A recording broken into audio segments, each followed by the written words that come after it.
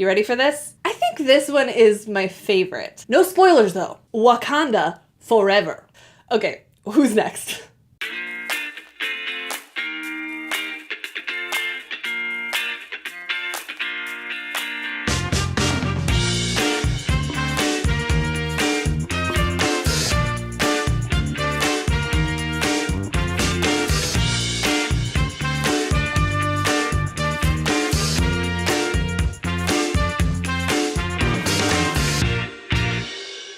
What's up, everybody? Welcome back to Birdseeds. I'm Tara Wellman.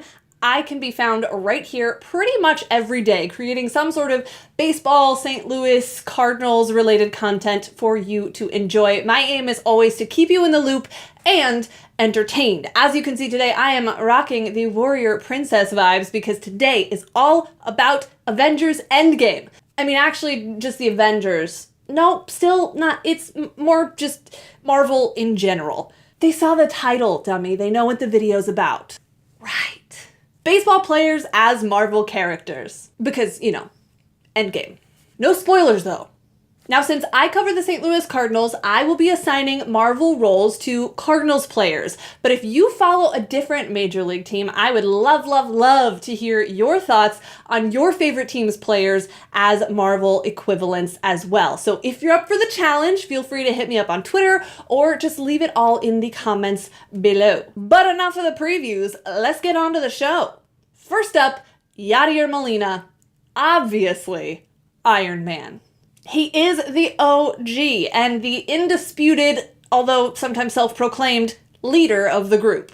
He's way smarter than, like, everyone else. He has a cool suit that protects him, and he's good at bringing other heroes into the fold. There is no question, Yadier Molina is Iron Man. I am Iron Man. That was totally the easiest one. Next up, it's Adam Wainwright as War Machine. He's besties with Iron Man, or Tony Stark. He thinks he's really funny, but not everyone always laughs at his jokes, especially Tony Stark. He's a veteran, like James Rhodes is an actual military veteran, but Adam Wainwright is a baseball veteran who exudes loyalty and courage. Also, when James Rhodes got injured, Tony Stark is the one that helped him learn to walk again. Well, a couple of times Adam Wainwright has been injured in his career, and Yadier Molina, the man behind the plate and behind the scenes, is the one who's always there helping him back. I'm pretty satisfied with that one too. Sticking with the theme of Iron Man as the key, let's talk about Jordan Hicks as Spider-Man. He's the youngest member of the team, and Tony Stark / Iron Man took him under his wings to really teach him how to be a hero, just like Yadier Molina did with Jordan Hicks. Plus, I mean, a web shooter is basically like shooting a 104-mile-an-hour sinker, right? And Peter Parker had a secret identity. Well, until this season, Jordan Hicks was kind of a secret to most of Major League Baseball. Also, one fun little tidbit from a bio on Marvel's Spider-Man. Peter Parker has had more love interests over the course of the Spider-Man saga than any other superhero ever known. So, ladies and gentlemen, Jordan Hicks, ladies' man. Okay, who's next? Let's go with Matt Carpenter as Hawkeye. Now, this one was a little tricky for me, but just sit tight, let me try to explain. Hawkeye's not always appreciated, and sometimes his skills lack the super quality of some of the other superheroes. He isn't real flashy, and sometimes he seems a little pedestrian. And honestly, sometimes it feels like he's working against his teammates. I love you, Matt Carpenter, but last year, for about 2 months, was rough. But he's actually really good when he does what he's capable of. Plus, he's like the ultimate family man, which is totally Matt Carpenter. It works, right? Okay, now let's go Winter Soldier, Dexter Fowler. Winter Soldier, aka Bucky Barnes, played for the enemy for a while, just like Dexter Fowler played for the Cubs before coming to St. Louis. They both got hurt and were straight up down for the count, and it took a long time for them to get back physically and mentally. But in both cases, when they got right, Bucky Barnes and Dexter Fowler took up the mantle of their new teammates and fought side by side with them with relentless resolve.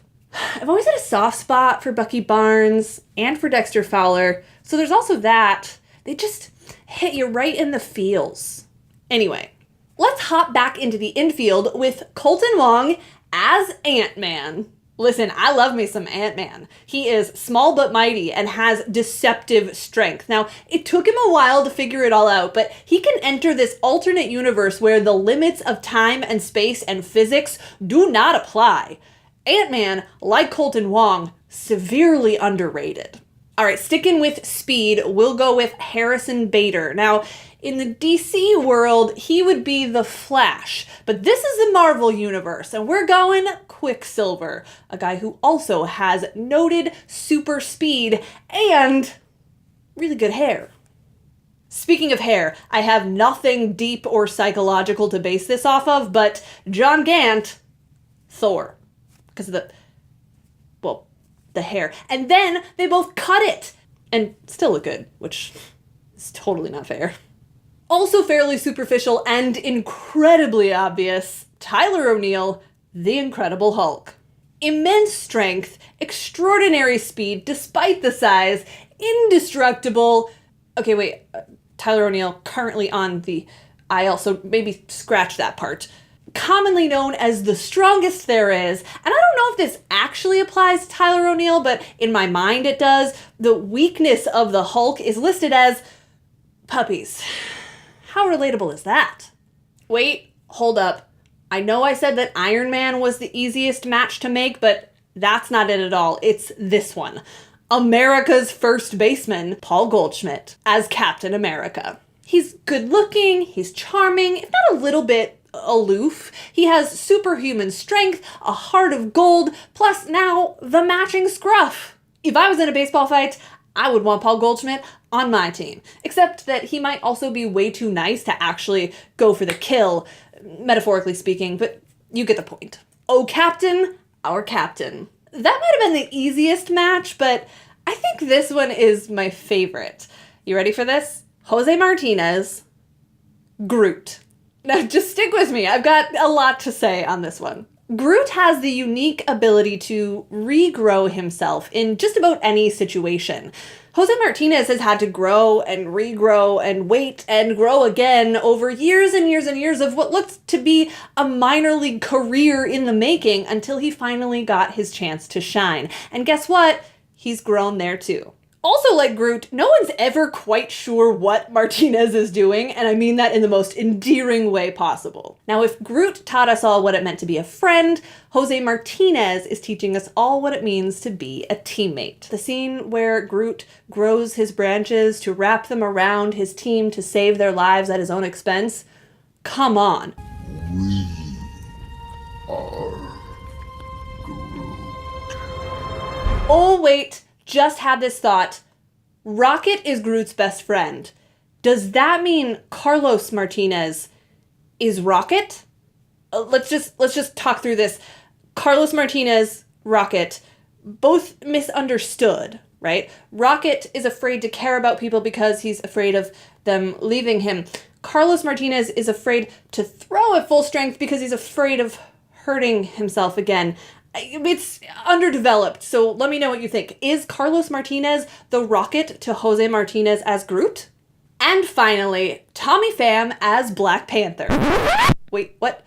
Oh, right, so it can't, well, whatever. Tommy Pham is Black Panther, whomever he plays for. Case closed. Wakanda forever. Oh, and Mike Schilt is obviously Phil Coulson. Duh. Now, if there was a Thanos to the Cardinals heroes, who would that be? Kind of feels like Christian Yelich, no? Guess we'll find out how that ends. Now, that's obviously not everyone, so if you have an idea for a Marvel match for a Cardinals character that I left out, or, again, if you're a fan of a different team and you have some perfect matches for your team's players, I would love to hear all of them.